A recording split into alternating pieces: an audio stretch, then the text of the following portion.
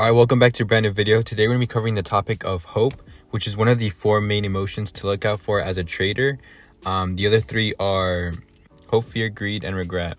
And if you guys would like me to make a separate video for each one, let me know and I'll make sure to cover the other three. In today's video specifically, we're going to be covering hope, which I think could be one of the most harmful ones if you're not able to identify and control it, because hope will lead you to hold your losers for much bigger losses than intended, and it's just an overall emotion that you want to avoid. So we're gonna be going over how to identify it.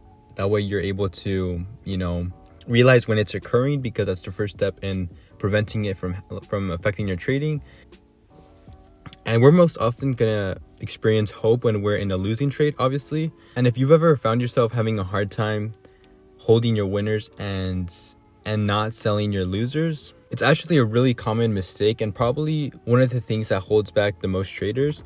It definitely was a big barrier for me and something that I even still struggle to this day. So things you'll notice when you're experiencing hope is, one, you're holding your losers too long, and the second thing is you're going to try to find reasons to stay in. So you try to rationalize the fact that even though your trade is red, there's still things that could be in your favor that kind of give you that evidence that you should still stay in, because there's still a possibility that the trade ends up reversing and going in back in your favor. That could be maybe you enter a trade and there's a candle that goes past your stop loss, but you tell yourself, okay, I'm gonna wait till this candle closes, and then if it closes below it, then I'll stop it. Or you start looking at different time frames. You say, okay, but the 15-minute time frame still looks good, right? So I should stay in. Or you say it dropped too fast, this can't go any lower, it has to eventually bounce. So you start saying these stuff to yourself, and when you realize that you're doing that, then you know for sure that you're experiencing hope. And the best thing to do is just get out of the trade. If the trade ends up setting up and it's looking like it's going to be a winner, you could always re-enter the trade. But there's no reason that you should stay in a trade just because you're hoping for it, to the point that you're having to rationalize it by coming up with these excuses. So anytime you find yourself thinking like this, there's a big chance that you're hoping and you should get out of the trade, right? So now let's talk about why this happens. Well, number one, it happens because you don't have a clear trade plan. So before you enter the trade, you didn't know exactly where you were going to exit for a loss or where you were planning to take profits. So when it comes time and you actually jump into the trade, you're deciding what you're going to do live, and that's not always the best thing, because obviously once you get into a trade and you start watching your P&L fluctuate, then emotions really get involved, and it's much harder to make rational decisions in that state rather than planning it beforehand when there's no emotions involved. And so in this case, it's going to be the easiest to end up with big losers, because you never really had a plan. So you don't know when you're supposed to exit. The second reason we experience hope and we have a hard time accepting a loss is because we take too big of size positions, and then when we see our P&L go red, we're too uncomfortable taking that big of a loss, because we never intended to lose that money. When we entered the trade, we were expecting it to be a winner, so maybe we got excited and we sized in too heavy. But then when it inevitably goes against you, and you see that big P&L that's red, you're like, no, there's no way, I can't take this $1,000 loss. And you start rationalizing it. It's dropped too much. We eventually have to bounce, and I'll likely be able to get out for a lesser loss later on, so I'm just gonna hold it. So if you're finding yourself that you're constantly having very big losses, or you're having a hard time stopping out, think of adjusting your size, because that might be one of the reasons why. The third reason we experience hope and we have a hard time cutting losses is because of our ego and our unwillingness to accept being wrong. And I've talked about this one a lot because it's very common for new traders to experience this, but you really do have to learn how to accept being wrong, because you're going to be wrong a lot, and probably every single day you're going to be wrong at least a couple of times. So you have to get to the point where you're okay taking losses, and you realize that losses are going to happen, but it doesn't mean that you can't be profitable, right? You can be very profitable and you're still taking on losses all the time. You can have a 50% win rate and still be super profitable. You can have a 40% win rate and still be really profitable. So And you get better at this over time, but you really have to get rid of that ego and start accepting being wrong. And the fourth reason why we experience hope is confirmation bias, which this basically just means that you're using evidence from the past to justify what you're doing now. So for example, let's say you were in a trade and at one point you were down $1,000, but you decided to not sell it because you justified staying in. For example, you said, okay, it's dropped too much, eventually it has to go back up. And it ends up working that time, right? At one point you were down $1,000 and then you end up exiting the trade for $500. Maybe you averaged down on your position and it ended up working in your favor. And so you ended up making money on that trade, and it ends up being a good experience for you because you made money. And so next time when you get in a position where you're down $1,000, you're going to remember that other trade where you ended up recovering from that, and that's going to give you the hope and to stay in the trade, right? And you're going to use that as evidence to be like, well, last time it worked out, so maybe this time it'll work out again. And that's a huge problem, and that's why it's really important to make the distinction between good trading and making money on a trade. Because like I've mentioned lots of times on this channel before, you can have a winning trade, but you didn't trade well. And you can also lose money on a trade, but you did everything correct and you were trading well. So you really have to make that distinction, because it can lead to bad habits like this and lead to confirmation bias, where past experiences, you're going to use that as evidence to continue doing something that might be a bad habit, and eventually it will not end up working out and it's going to cost you a lot. So be very wary of that. So now let's move on to the solutions to these issues. So the first one was you didn't have a clear plan going into the trade. Well, the solution to that is have a plan, right? And one thing that really helps if you're struggling with selling your losers is, before you enter the trade, grab like a notepad or just open up a Google Doc or something and write down exactly where you will sell for a loss, like the exact penny for penny stock price that if it reaches that, you will sell for a loss. And write it down. Maybe even you have to write it down 3 times, right? And you could do it on a Google Doc, but I would recommend doing it like with a pen and paper, because that way you're actually having to write it down.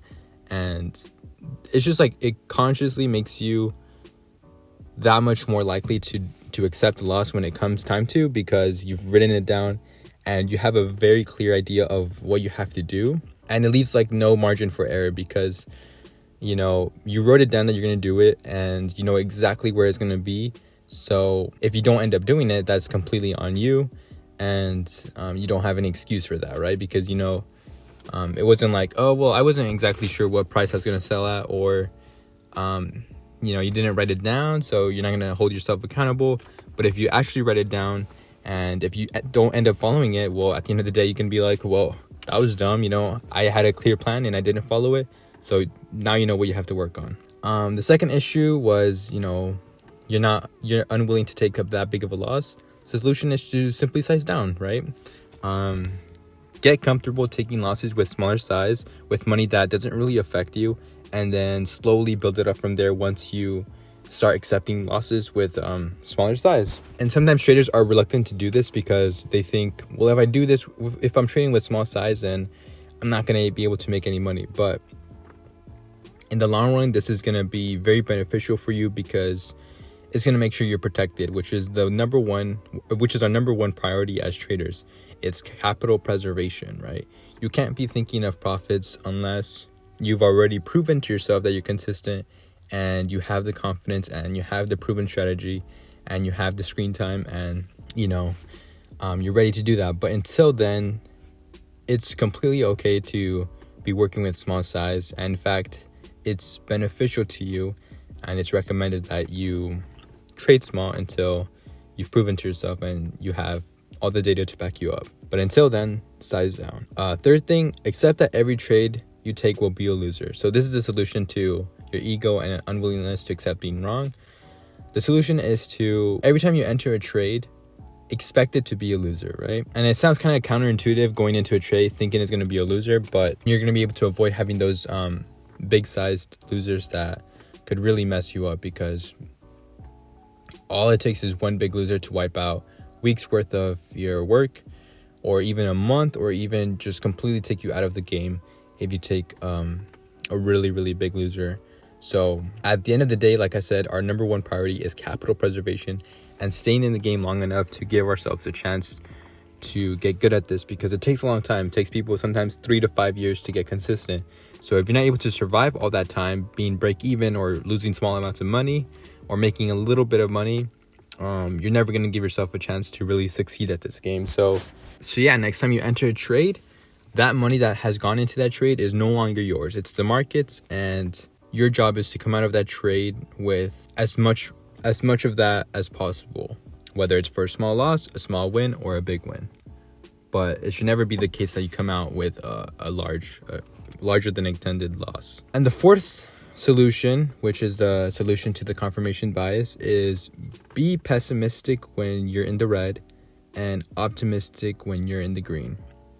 Because like we've talked about, for a lot of people tend to, when they get in the red, they start looking for more risk, right? Which is completely not what you should be doing, right? A lot of people, they start averaging down, they start adding to a trade, which is what you shouldn't be doing, because if you're red on the trade, it's for a reason, right? It means you're wrong and you were wrong on your entry. So why would you want to put in more capital to risk?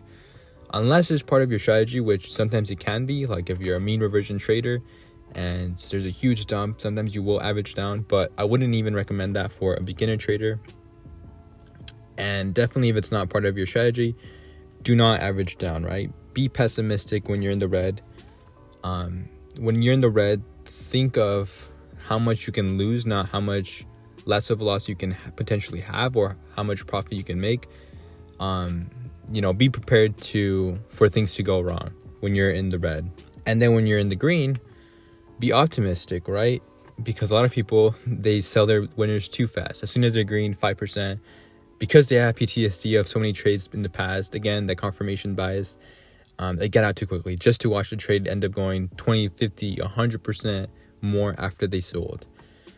So when you're in the green, now it's time to think about adding to your trade because it's working.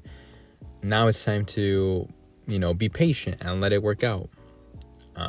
Which is typically what people do when they're in the red, which is the complete opposite of what they should be doing.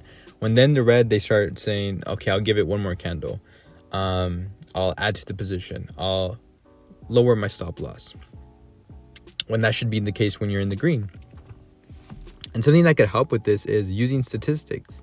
Track your trades, and something you can do is track how much you're leaving on the table. So if you're constantly selling at 10% and the trade ends up going 50% more without you, track that. And then, after like 50 trades, you'll notice that, whoa, I'm leaving a lot on the table. And once you realize that, you'll be more comfortable holding on to your winners because you have the stats to back it up. Or maybe, you're not cutting your losses quickly enough and you track your data and you're saying, whoa, I'm losing so much unnecessary money. If I just stopped out a little bit earlier, I could have saved this much money, and that would have made me X much more profitable this year. So, and also the fact that you're tracking your stats will help you better understand your own strategy, because you'll realize how, you'll have stats to back you up. So you'll know like what you can expect for your win rate. You'll learn to expect how big your winners will usually be. You'll learn to expect how big your losers will be. And also take screenshots of your trades, of your setups, and review them constantly. Like I was listening to a interview or a podcast recently of a trader, and he said that he would take a screenshot of all the charts every single day that he traded, and then at the end of the week he would review the charts from the whole week, and then every month he would review all the charts for that month. And maybe you don't have to go that in depth, but it's definitely helpful. And if you're struggling with, selling too early, selling too late, that might be something that could help you, because you'll get more in tune with your own setup and you'll become more familiar with how it acts. There's also a quote by Brian Lee that says, your A+ setups, it should be like you're watching a movie you've already seen before.